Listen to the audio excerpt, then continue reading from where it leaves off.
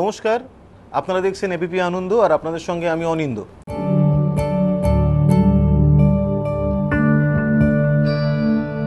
15 August বুনো হাঁস, অনিরুদ্ধ রায়চৌধুরী পরিচালিত বুনো হাঁস মুক্তি পেতে চলেছে।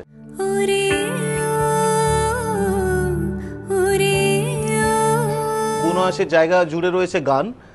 অনিরুদ্ধ রায়চৌধুরী প্রত্যেক ছবিতে যেরকম গান একটা খুব গুরুত্বপূর্ণ জায়গা নেয় এবং অন্যান্য গত দুটো ছবির মতো এই ছবিতেও সেই গানের প্রধান কাণ্ডারি হচ্ছেন শান্তনু মৈত্র, যিনি আজকের এই আড্ডায় আমাদের সঙ্গে রয়েছেন। পরিচালক অনিরুদ্ধ রায়চৌধুরী রয়েছেন আমাদের সঙ্গে এবং এই ছবির অন্যতম লিরিসিস্ট চন্দ্রিল ভট্টাচার্য রয়েছেন।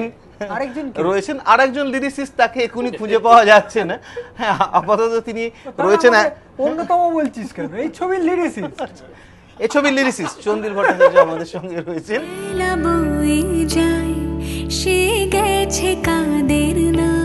তোমার ছবিতে তো গান একটা খুব গুরুত্বপূর্ণ জায়গা জুড়ে থাকে।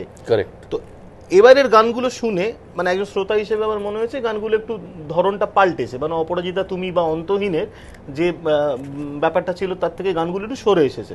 তো সেটা কি তোমার খুব স্পষ্ট ভাবনা ছিল যে গানগুলো অন্য ধরনের হবে? দেখো, ছবিটার কন্টেন্ট ইজ অ্যাবসলিউটলি ডিফারেন্ট। হ্যাঁ, মানে মাচ মোর এজি, রিয়েলিস্টিক, প্রেক্ষাপটটা অন্যরকম, বিভিন্ন জায়গায়, রাস্তাঘাট, ব্যাংকক, বাংলাদেশ, অনেক রকম, মানে পুনে, বম্বে, কলকাতার একটা অদ্ভুত জায়গা, অন্য দিকগুলো যেগুলো আমার ছবিতে আসেনি আগে।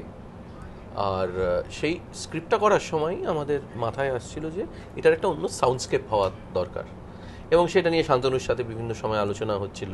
একটা বেসিক সাউন্ডস্কেপ হওয়ার পর তোমাদের সাথে বসেছিলাম, মনে আছে? আমরা আলোচনা করছিলাম কিরম হবে।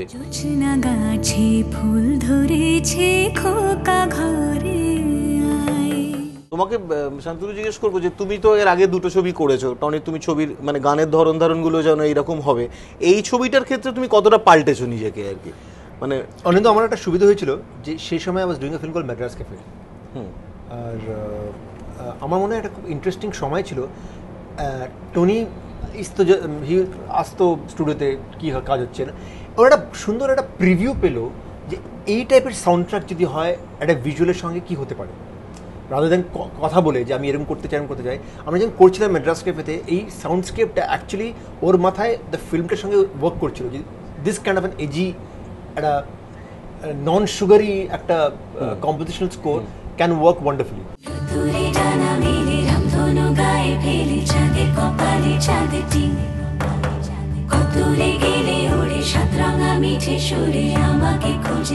আমি কনসিয়াসলি এবার এটাকে একটা এমন জায়গায় নিয়ে গেছি সাউন্ডস্কেপটা, যেটা আমি অ্যাকচুয়ালি এটা আমি হিন্দিতে অ্যাটেম্প করিনি। বেসিক আমাদের থিম ছিল স্ক্রিপ্ট লেভেলে ক্রাইম অ্যান্ড কল।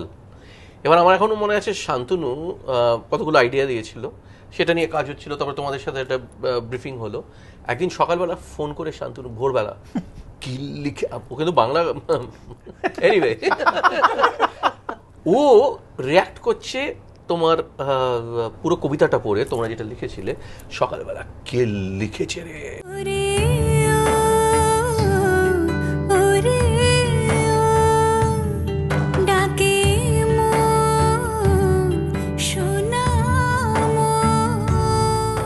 তুমি কি ধরনের লিরিক ভেবেছিলে যে কিরাম হতে পারে?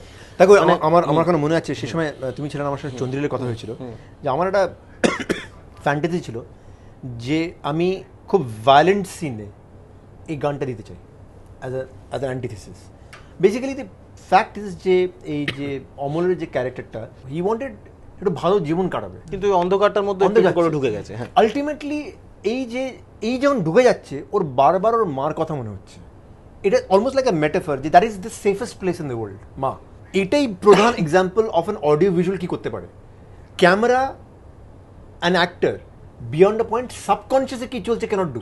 মায়ার পাখি গায় দেখো সূর্যি ফিরে যায়, আলোর জাহাজ খেলবি না আজ, আয় না ঘরে আয়। এখানে এই যে এই ভ্যালি হাতে বন্দুক ধরে আছে আর পেছনে বেলা বয়ে যায়, একটা ঘুমপাড়ানি গান শুরু, ঘুমপাড়ানি গানটা শুনেছে। এটা একটা কেমন একটা অদ্ভুত স্পেস, একটা কমফর্টিং গান, এটা একটা কন্ট্রাস্ট, সেটাই এটা আমার এটা this was my thing. And আমি যখন টনির সঙ্গে শেয়ার করলাম, I fantastic, which is great about Tony, ওর স্কিম অফ থিংসই ছিল না। ও বললো আমাকে 2 দিন দে, he thought about it, and constructed that scene beautifully.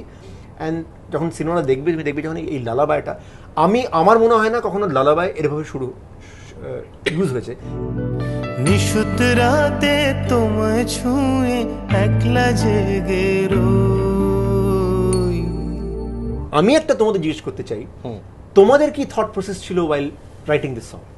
প্রথম তো ওই টনি এবং তোমার যে ব্রিফটা, এটা মানে খুব অবাক করেছিল যে একটা ঘুমপাড়ানি গান লিখে আন। মানে লোকে অনেক রকম গান চায়, প্রেমের গান, বন্দুকের গান, হ্যাঁ না তা না, কিন্তু একটা ঘুমপাড়ানি গান আজকালকার দিনে কেউ বলে না।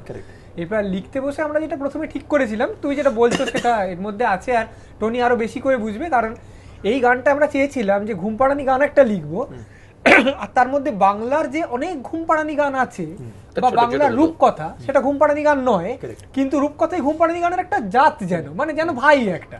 কারণ ঠাকুমার ঝুলি রূপকথা শুনেও তো এক সময় বাচ্চারা কোলে শুয়েছে, ঠাকুমার কোলে শুয়েছে, ঘুমিয়েছে, মার কাছে শুনেছে, বাবার কাছে শুনেছে।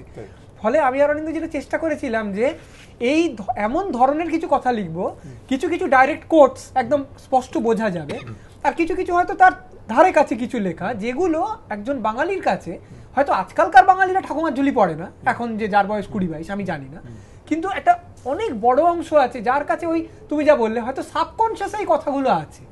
ধরো জোছনা গাছে ফুল ধরেছে, এই কথাটা আমরা কোথা থেকে নিইনি, আমরা বানিয়েছি, কিন্তু এটার মধ্যে একটা স্পষ্ট দক্ষিণারঞ্জনের ঠাকুমার ঝুলি যেন আছে। মানে জোছনা গাছে ফুল ধরেছে, এটা শুনলে এটা রূপকথার কথা মনে হয়। তখন ওই জিনিসগুলো সমস্ত, বা যেখানে কাজলা দিদির রেফারেন্সটা আছে, এর সঙ্গে এটা কিন্তু একটা আমাদের অসম্ভব জনপ্রিয় বাঙালির একদম মানুষে বসে যাওয়া একটা ছড়া, যেখানে একটা ভাই তার মরে যাওয়া দিদির জন্য কাঁদছে। এবার সেটা এটা নয়, এটা মার ছেলে, কিন্তু আমরা ওই যে বাঁশবাগানের মাথার উপর চাঁদ উঠেছে, ওইটাকে কোন বাগানের মাথার উপর চাঁদ উঠেছে ওই করে দিয়েছি, ওই বিচ্ছেদটা এসে বুকে বাজবে, কিন্তু সেটা এইখানে ডিসপ্লে। কোন বাগানের মাথার উপর চাঁদ উঠেছে, কোন বাগানের বুকের ভেতর চাঁদের সম্পান। যেই ঘুমপাড়ানি গান বলেছো, আমি আরো আলোচনা করেছিলাম যে এইগুলোকে আমাদের টেনে টেনে আনতে হবে, যে একটা ঘুমপাড়ানি গান যেন বাংলার সনাতন ঘুমপাড়ানি গানগুলোর, রূপকথাগুলোর, লোকগাথাগুলোর একটা প্রতিনিধিত্ব করে। সেইটা করেছি বলে, এবং টনি বারবার বলেছিল সহজ লেখো, কারণ অপরাজিতা তুমি পর ওর হেভি রাগ হয়ে গেছিল আমরা কঠিন লিখছি, আমি হচ্ছে সহজ লিখবে। তা অবশ্যই ঘুমপাড়ানি গান কখনো শক্ত হয় না, মানে ঘুমপাড়ানি শক্ত হলে ঘুম আসবে না, সারাক্ষণ ভাববে যে কি হলো কি বললো। আমার কিন্তু ফেভারিট অ্যালবাম হচ্ছে অপরাজিতা তুমি, কিচ্ছু করার নেই। এই গানটা লিখতে কি তোমাদের ডিড ইউ টেক টাইম? এই লালাবাইটা 8:30 থেকে 11টা, তাই? হ্যাঁ, এটা আমার এক্স্যাক্টলি মনে নেই। হ্যাঁ, কারণ আমি বলছি আমরা এই দুটো গান, আমরা এই গোটা ছবিতে দুটো গান লিখেছি, শ্রীজাত 4টে লিখেছে, 3টে লিখেছে। তো এই দুটো গান আমরা হোম অ্যান্ড অ্যাওয়ে পদ্ধতিতে লিখেছি, অর্থাৎ এই অন্য যে গানটা নেশা নেশা টেনশনের যে গানটা, সেটা অনিন্দর বাড়ি গিয়ে আমি লিখেছিলাম, এটা অনিন্দ আমার বাড়িতে এসে যায়, সে গেছে কাদের নাই, জোছনা গাছে ফুল ধরেছে, খোকা ঘরে আয়। অনিন্দ আমার বাড়িতে এলো 8টার সময়, আমরা গানটা লিখতে বসেছি 8:30টায়, কারণ এটা আমরা একটু একটা নতুন বাড়িতে আমরা উঠে গেছি, অনিন্দ সেটা দেখেনি, দেখলো টেকলো, হ্যাঁ না ঠিক 8:30 আমরা লিখতে বসেছি। আমরা জেট স্পিডে গানটা লিখেছি, তার সবচেয়ে বড় কারণ তো ডেডলাইন, কারণ টনি বলেছিল গানটা আজ রাত্রিরেই তৈরি করে পিডিএফ করে লিখে দিতে হবে, কাল রেকর্ডিং হবে।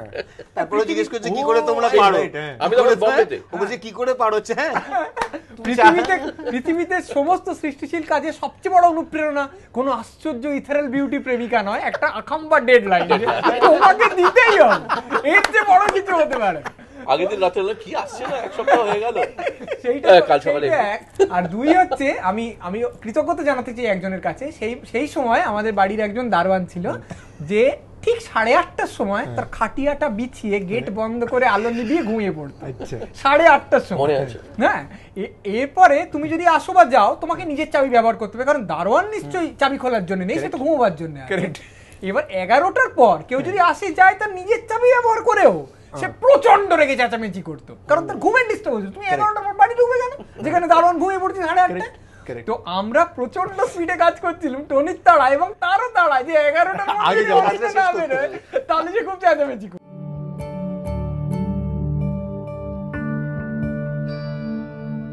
ওরে ওরে ডাকে মন সোনা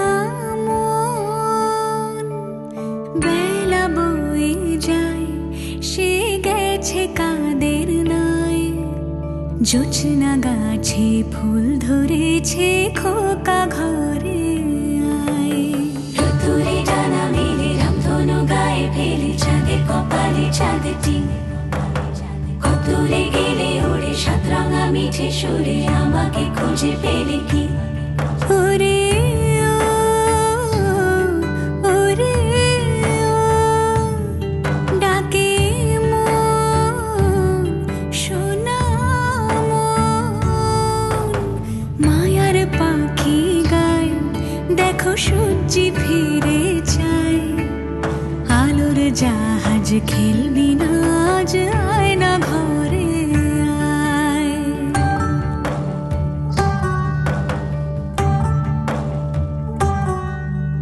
সোনার কাঠি কই শীতল পাটি কই নিশুত রাতে তোমায় ছুঁয়ে একলা জেগে রই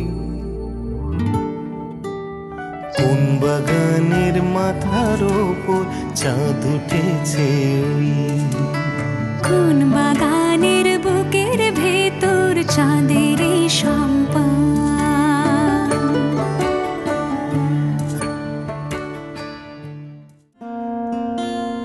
বেলা বয়ে যায় সে গেছে কাদের নাই জোছনা গাছে ফুল ধরেছে খোকা ঘরে আয়। বেলা বয়ে যায় সে গেছে কাদের নাই জোছনা গাছে ফুল ধরেছে খোকা ঘরে আয়। মায়ার পাখি গায় দেখো সূর্যি ফিরে চায় আলোর জাহাজ খেলবি না আজ আয় না ঘরে আয়। রোদ্দুরে ডানা মেলে রামধনু গায়ে ফেলে চাঁদের কপালে চাঁদটি কদ্দূরে গেলে উড়ে সাতরঙা মেঠো সুরে আমাকে খুঁজে পেলে কি রোদ্দুরে ডানা মেলে রামধনু গায়ে ফেলে চাঁদের কপালে চাঁদটি কদ্দূরে গেলে উড়ে সাতরঙা মিঠে সুরে আমাকে খুঁজে পেলে কি মায়ার পাখির সুর দেখো রোদ্দুরে ভরপুর আলোর জাহাজ ফিরবো ঘর আজ বল না কত দূর। এই গানটা না হ্যাঁ। শুনে আমার বেসুরো গলায় গাইতে ইচ্ছে করে। খুব সুন্দর কোরাসটাও ইউজ করেছি তোমার লিখেছো খুব হ্যাঁ, সুন্দর হ্যাঁ। এই রোদ্দুরে ডানা রোদ্দুরে মেলে। ডানা মেলে। আমার খুব আমার ভালো। আমার এমনিতে কোরাস খুব ভালো লাগে আজকাল সিনেমাতে খুব একটা ইউজ হয় না স্পেশালি ট্র্যাডিশনাল কোরাস এটা খুব ভালো লাগে আমার এই টেকনিকটা এসেছিল মধুমতিতে একটা সরিচিত কম্পোজিশন ছিল জুলমি সাং জুলমি সাং আঁখ লড়ি জুলমি এটা পুরো জিনিসটা কোরাসে হয় ওখান থেকে লতার ভয়েসটা বের হয় I had this kind of imagine in my head এই জন্য আই থিংক আই লাভ আমি দিস তো অবাক হয়েছিলাম গান, তুমি একটা হ্যাঁ। ঘুম পাড়ানি গানে কোরাস ইউজ করেছো রোদ্দুরে ডানা মেলে রামধনু গায়ে ফেলে চাঁদের কপালে চাঁদটি কত দূরে গেলে ওরে সাতরাঙা মিঠে সুরে আমাকে খুঁজে পেলে তুমি কি এটা সিনেমা সিচুয়েশন অনুযায়ী করেছো নাকি ঘুম পাড়ানি গানে ধর্ম হিসেবে করেছো যে গানটার মধ্যে একটা তুমি দুঃখ বুনে দিয়েছো ঘুম পাড়ানি গানে নেসেসারিলি একটা বিষাদের দুঃখের পার্ট সুর থেকে থাকে। যায় কোথাও যেন একটা ঘুম পাড়াচ্ছে কিন্তু একটা কোথাও একটা কান্না আছে পেছনে সেইটা তুমি মানে সেটা ঘুম পাড়ানি গানে থাকে কিন্তু তুমি সেটা বুঝে করেছো নাকি একদম এই সিনেমাটার জন্য আরো বেশি করে এই না কান্নাটা ওটা দিয়ে? আমি মোর ফ্রম ঘুম পাড়ানি গানের যে একটা আচ্ছা, পাথস আছে আচ্ছা, আচ্ছা। সেটা রেখেছিলাম আমি শুধু সিনেমার পার্সপেক্টিভ থেকে আমি এই যে অ্যারেঞ্জমেন্টটা I have kept the arrangement actually very organic মানে কিছুই আমি ইউজ করিনি যার মধ্যে এই শুধু হিউম্যান ভয়েসেস হ্যাঁ, খুব simple গানটাকে রেখেছো, যারা মানে এরকম একটা- যে আমার ওই স্কোরটা তো অলরেডি চলছে তো এর মধ্যে যখন এটা আসবে এই দুটো যাতে ক্ল্যাশ না করে so that is only thing that I kept in mind but বাকি I was true to a ballad যা বুঝি আমি কিন্তু আমি এবং এবং এই ইউজ যে- করেছি অন্যভাবে জানো তো হ্যাঁ তুমি মানে ছবিটা- আমার মাথায় এটাই একটা মজা হয় যে একটা ছবি করতে গিয়ে বিভিন্ন আইডিয়া আসছে একটা জায়গায় হয় আমি হচ্ছে ঘুম পাড়ানি গান না মা মিস করছে ছেলেকে ছেলে মিস করছে মাকে দেখো সূর্যি ফিরে যায় এই ছবিটার সময় খুব ইন্টারেস্টিং কতগুলো জায়গা তুমি বলছো যে ম্যাড্রাস ক্যাফে যখন হচ্ছে সেই সময় টনির আসা যাওয়া হচ্ছে সাউন্ডস্কেপটা সম্বন্ধে একটা নতুন ভাবনা তৈরি হচ্ছে আবার একই রকমভাবে মানে ম্যাড্রাস ক্যাফে ডিরেক্টর এই ছবিটার সঙ্গে কিছুটা জড়িয়ে গেছে ছোট ছোট কিছু অংশে, হ্যাঁ, যেখানে তার কিছু ইনপুটস রয়েছে। একই রকমভাবে আমি বলছি বম্বের একটা মানে বড় অংশ, যেহেতু তুমি সুর করছো, অনেকের নজর আছে যে কি ধরনের কাজ হচ্ছে বা সব কিছু, মানে যেন বিধু বিনোদ চোপড়া নিজে এই ছবিটা, তার কি কমেন্টস রয়েছে? মানে অনেকদের খুব ইন্টারেস্টিং ছিল। আমি যেদিনকে কলকাতা আসছিলাম বোন আসার জন্যে, তোমাকে বলা হয়নি এটা, আমি কোনো কাজের জন্য ওনার সঙ্গে মিটিং করছিলাম, তো হঠাৎ আমার মনে পড়লো যে বলো কোথায় যাচ্ছি তুমি? কলকাতা। বললো আচ্ছা। বললাম একটা সিনেমা হয়েছে, আমি আপনাকে ট্রেলার দেখাতে চাই। সো হি ট্রেলার দেখলেন and he love the trailer. তো আমাকে বললাম এটা এর বাজেটটা কী হবে? সো আমি রাফলি ওনাকে বললাম। তো উনি পুরো ছিটকে গেছেন। বলছি how do they manage to do it? এটা করে কেমনি করে এরকম পয়সায়? মানে it looks like a complete international class একটা ভিজুয়াল। তারপরে আমাকে বললো, আমি ওকে বললাম যে বাই দ্য ওয়ে এর মধ্যে কিছু কিছু অ্যাকশন সিকোয়েন্সেস সুজিত করেছে। তো বলছি সুজিত ক্যা কর রা হ্যায়? বললাম সুজিত আর টনি খুব ভালো বন্ধু। তো একটা দারুণ কথা বললো যে এটাই প্রবলেম আমাদের বম্বের, যদি দুটো ট্যালেন্টেড বা তিনটে ট্যালেন্টেড লোক সাথে কাজ করে, নট বিকজ অফ স্বার্থ বাট বিকজ অফ একজনকে হেল্প করতে চাই, তো ব্যাপারে দুনিয়া যাহা হাম জিত সকতে হ্যাঁ। আমাদের প্রবলেম হলো যে আমরা এত ইন্ডিভিজুয়ালিস্টিক কাজ করি যে তুমি আলাদা আমি আলাদা, যে একসাথে রিসোর্সেস আসছে না। বলো বহুত আচ্ছা লাগা কি टोनी का फिल्म है और सुजीत उसमें हेल्प कर रहा है। बोला I love it, I wish এরকম জিনিস বোম্বেতে হয়। I think it's a great thing. where there is friendship there is prosperity. গান আরো অনেকগুলো গান রয়েছে, শ্রীজাত অসম্ভব সুন্দর কিছু গান লিখেছে যেগুলো তোরছা, বনি এবং পাপন গেয়েছে, ফলে সেগুলো ডেফিনেটলি অন্য অন্য এপিসোডে আমরা দেখবো। বুনোহাস নিয়ে আজকে যে আড্ডা সেটা তো আপনারা শুনলেনি, এতক্ষণ ধরে আমাদের সহ্য করেছেন। আর বুনোহাস সামনে আসছে, সেটার দিকে নজর রাখুন, আর এবিপি আনন্দ চোখ রাখুন অন্যান্য খবরের জন্য।